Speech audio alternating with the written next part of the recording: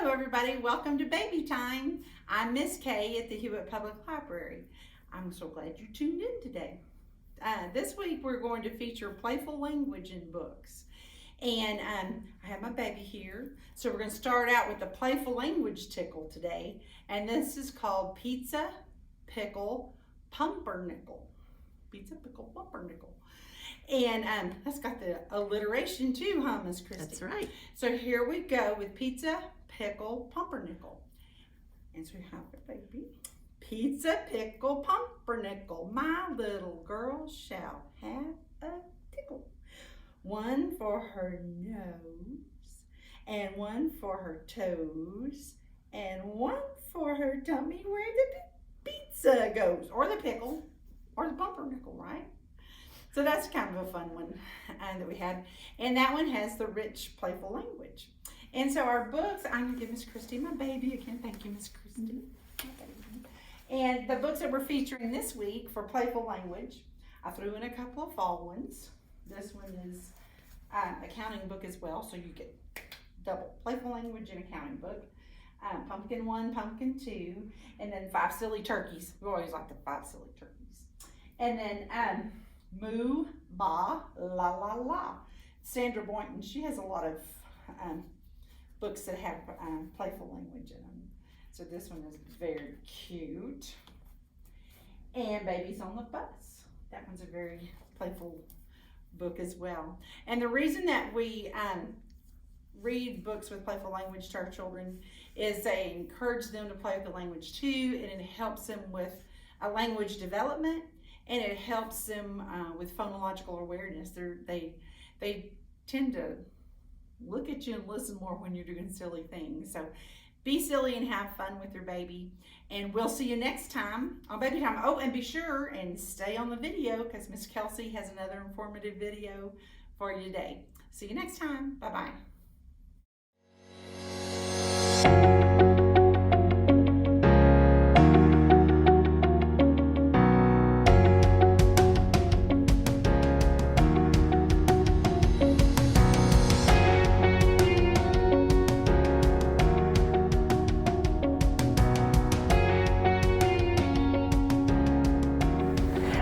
So as they start to get older, we really want to go from midline, hands to midline, to cross midline. As you get older, you're going to have to handwrite, which is going to go across the midline, grab things from a shelf. And so a great way to start to facilitate that cross midline play. And this is also going to help facilitate reciprocal arm and leg movement that you're going to eventually need for crawling. It's real easy. I call it tap, tap, wee, but you can take the opposite arm and opposite leg and just go tap, tap, tap, wee. Good job. Tap, tap, tap, wee. So this brings in a lot of skills. It brings in that oral language. You're talking to them.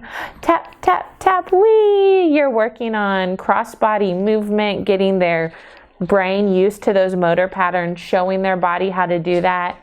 And you're getting to work on eye contact and bonding with your child.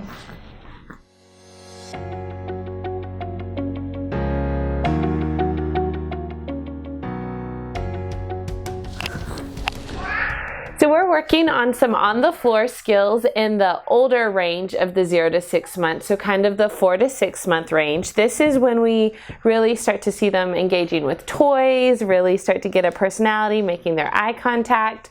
So one of the great things you can do is working on them grabbing their feet. So I love dive rings. I found these at the dollar store. You don't need to get anything expensive, and hook them around their ankles and see if they'll reach to grab it. You want to get it? Get it. There you go. Good job. And then as she's holding on, she's keeping those feet a little bit, and she's already pretty good at the hands to feet skill. You want to show us how you grab your toes? You want to show us how you grab your toes? There we go. So this is great for stomach muscles, great for coordination, working on those hands to feet. And then as they get there, you can help hold them there and rock side to side so that they can start getting ready for those rolling skills that we're going to be working on in a little bit. You want to try again? Can you get it? Get it. Get it. And of course, babies are stubborn. She's not going to do it for us now that the camera's on. There we go. Good job. There, good. And she's starting to bring that other foot up too.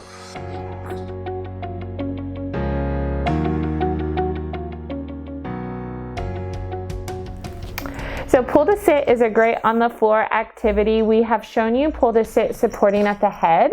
As they get a little bit older in that 3-month range, you can move to the shoulders. Yeah, so see, she's already lifting her own head up. And so she's really doing a great job helping us. And I'm just holding her at her shoulders. Good job. And then you can gently lower back down. I keep fingers here just in case they lose control of their head. She's not going to. Good. The progression from that is to go at arms. She's not initiating a pull at the arms yet, so we don't want to pull on her elbows and shoulders. So that little chin tuck that she initiates right there, that's perfect. When you're wondering when they're ready to progress to pulling from here, you would see that same lift off of their head, just like that.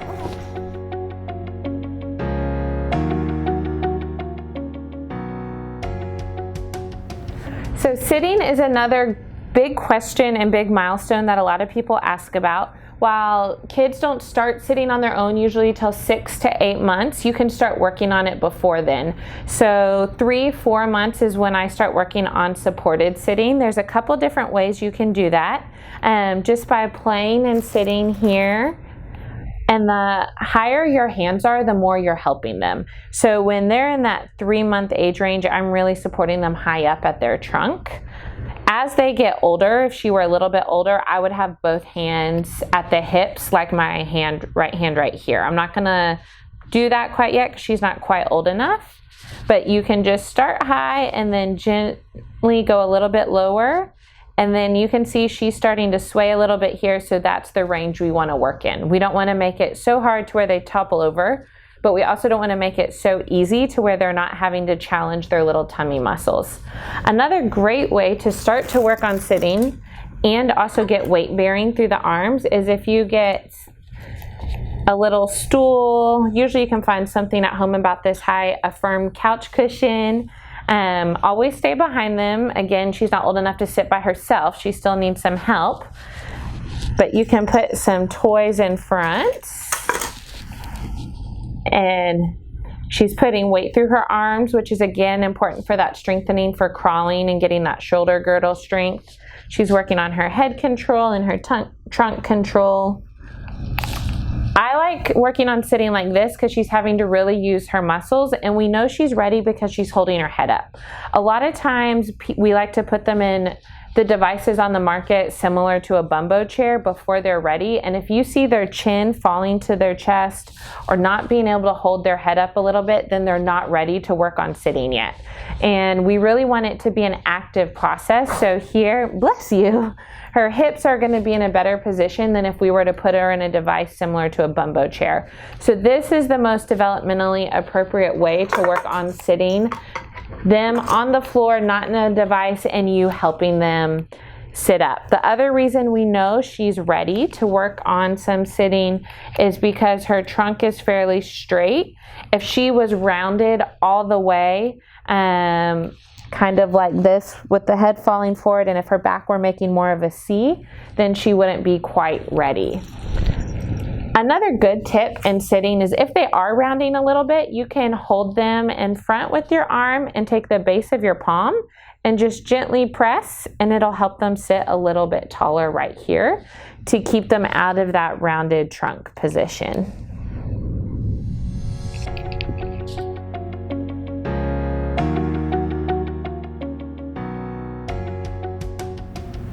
So as we're talking about on the floor and different activities that you can do, playing in sideline is really great.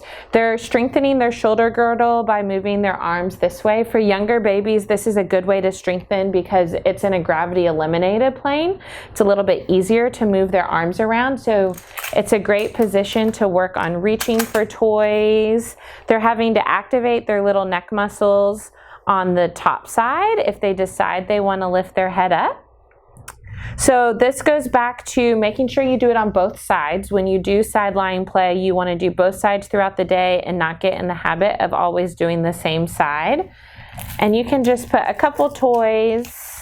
At this age, they might like older sibling, pets, mom, dad, caregivers, if they're not interested in the toys as much. But there she is reaching for the paper. Just kicking her arms and legs in this position are great. And then we can work on strengthening. You can help them up from this position by putting one hand on their hip. And there you go. You can see she's starting to push through her arm. So it's a great way to get some strengthening and bringing her up to sitting.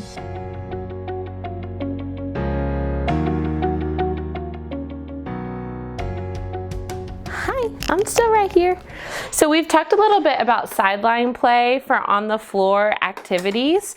As they get older, so you can keep working on the arm strengthening and see her pushing up right here. This is exactly what we want. And we can help work on some of that weight bearing through their shoulder girdle. Uh-oh, you okay? Yeah. So helping support them on their elbow.